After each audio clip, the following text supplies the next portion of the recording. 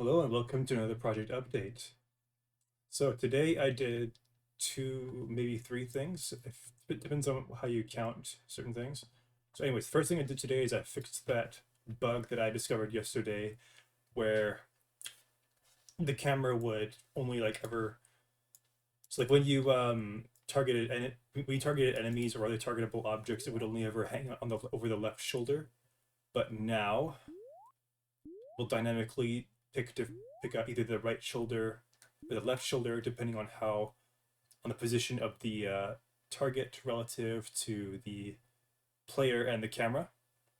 So now you can see that it's on the right shoulder, now it's on the left, and it can it can dynamically switch between the left and right shoulders based on current relative positions. It works with different enemies, and like yesterday, it still has the it dynamically responds to enemies being at like different heights. So like if the enemy's above the player and you're locking onto it, then it will kind of move down but point up at the enemy. And I think I haven't actually tested this, but I'm pretty sure that if the enemy is below, then the camera will move up but look down at the enemy. That's it. That's it with the camera script that I've done today. Now I will move on to talking about the stuff that I moved back on to the dungeon level.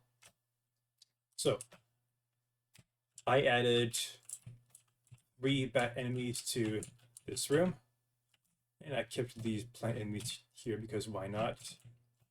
Might as well make use of these raised ledges. So might as well one of those over there. Yeah, three bat enemies. Defeat all the enemies in this room, and you will unlock the door to the next area. And I did also work on the next area as well.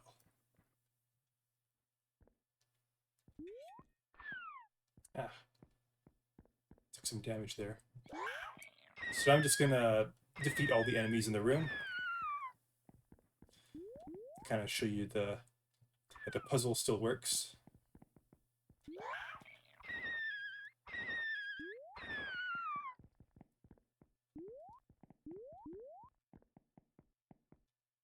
And as you can see, that bat was hanging out on that stalactite.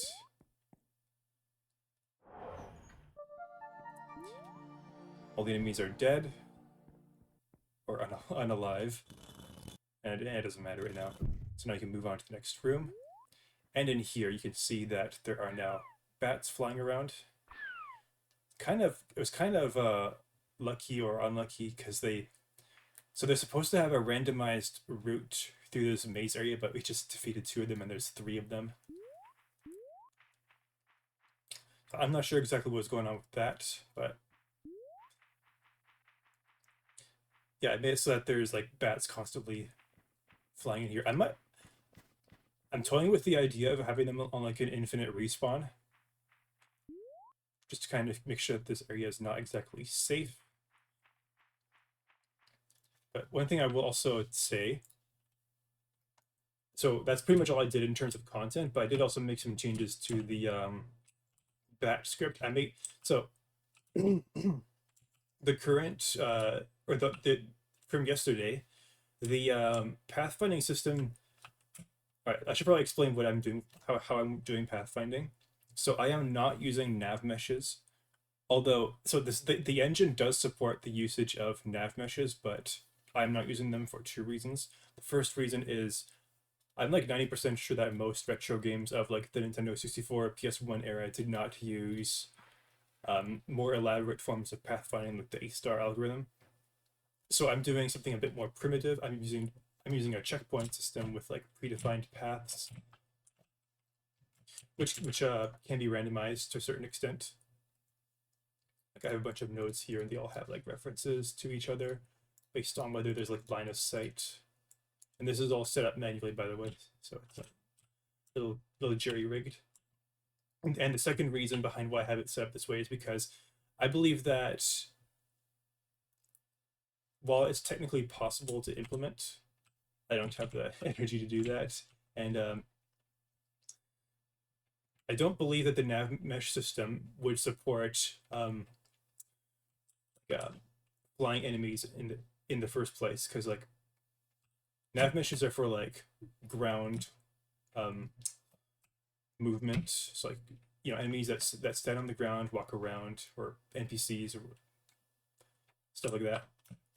But these bat enemies, they float, they fly in the air, and unless I had like some sort of 3D grid nav mesh style system, which I don't want to do, this is what I'm gonna do, and it seems to work. But so, anyways, today I did make some changes to the pathfinding system to make it cope with these corridors a bit better.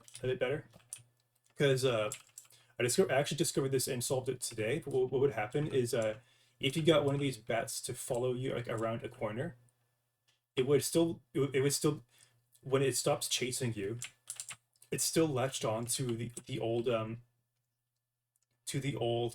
pathfinding node that it was targeting,